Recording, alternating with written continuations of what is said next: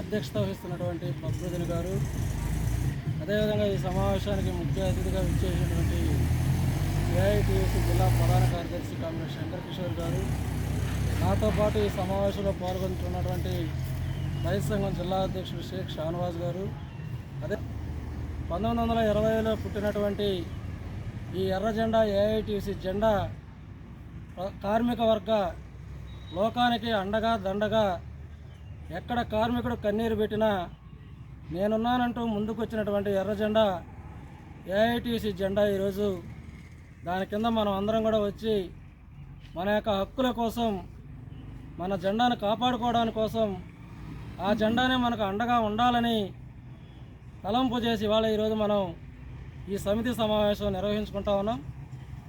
ఈ ఉదయగిరి నియోజకవర్గం నెల్లూరు జిల్లాలోనే ఒకటి ఉదయగిరి నియోజకవర్గం, 2 రాపూర్ ఏరియా, వెంకటగిరి ఏరియా, ఇవన్నీ కూడా మెట్ట ప్రాంతాలు. అయితే ఇవాళ ఈ మెట్ట ప్రాంతంలో కూడా అనేక మన కామ్రేడ్ చెప్పాడు ఇప్పుడే, వనమూలికలకు కావాల్సినటువంటి అన్ని సదుపాయాలు ఇక్కడ ఉన్నాయి. ప్రభుత్వ బంజరు భూములు, పారంభోగ భూములు కావాల్సినంత భూమి ఇక్కడి నుంచి 3 కిలోమీటర్ల దూరంలో ఉందని చెప్పేసి ఇప్పుడే మన ప్రకృతిని గారు కూడా చెప్పడం జరిగింది. అయితే పాలకులకు ఈ వనమూలికల్ని సమీకరించి ప్రజా వైద్యానికి కావాల్సినటువంటి ఈ మెట్ట ప్రాంతంలో ఇప్పటికీ ఏదైనా నిండు ఆరోగ్యం బాగలేకుండా వస్తే ఇక్కడ నుంచి జిల్లా హెడ్ క్వార్టర్కి దాదాపు 90 కిలోమీటర్ల దూరంలో ఉన్నటువంటి నెల్లూరుకి పరిగెత్తాల్సినటువంటి పరిస్థితి తప్పితే ప్రాణాలని కాపాడుకునేటువంటి పరిస్థితి లేదు. అయితే ఇవాళ అనేక కుటుంబాలు ఇక్కడ మేము పరిపాలన సాగించాం, అనేక సంవత్సరాలు చేశాం. మెట్ట ప్రాంతంగా ఉన్నటువంటి ఉదయగిరి ప్రాంత పరిస్థితి. మరో ఎమ్మెల్యే, నేను అమెరికా పోయాను, కష్టపడి చదువుకున్నాను, చిన్నప్పుడు మెట్ట ప్రాంతంలో పుట్టాను, ఈ మట్టి వాసన నాకు తెలుసు.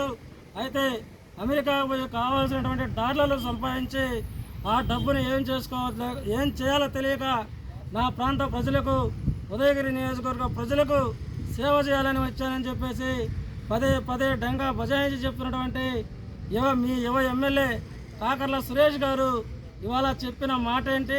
నేను వస్తే ప్రతి గ్రామానికి నీటి సరఫరా నా సొంత డబ్బులతో ఎలక్షన్లకు రాకముందు ఏ విధంగా అయితే నేను నీటిని సరఫరా చేస్తామన్నానో, ఎలక్షన్లు అయిన తర్వాత కూడా నన్ను గెలిపించండి, మీకు అధికారికంగా ప్రభుత్వంతో మాట్లాడి ఎక్కడా కూడా ఈ ఉదయగిరి ప్రాంతంలో ఉన్నటువంటి 8 మండలాల్లో ఎక్కడా కూడా నీటి కరువు లేకుండా చేస్తాను, భూములన్నింటినీ మీకు పంచుతానని చెప్పి పదే చెప్పినటువంటి మన ఎమ్మెల్యే గారు ఇవాళ తీరా చూస్తే ఒక మహిళని వాడుకొని అడ్డంగా దొరికిపోయి ఆమెను ఇబ్బంది పెట్టి నన్ను ఈ విధంగా ఇబ్బంది పెట్టాడు.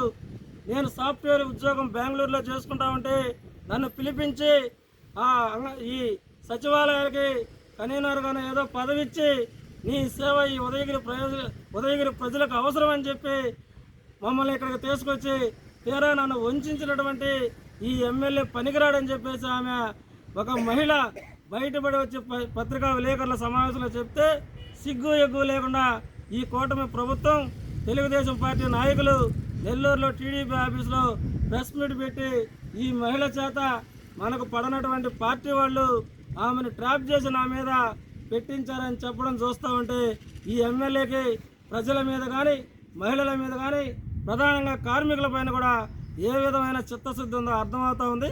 అయ్యా కాకర్ల సురేష్ గారు, మేము మిమ్మల్ని ఒకటే సూటిగా ప్రశ్నిస్తూ ఉన్నాం.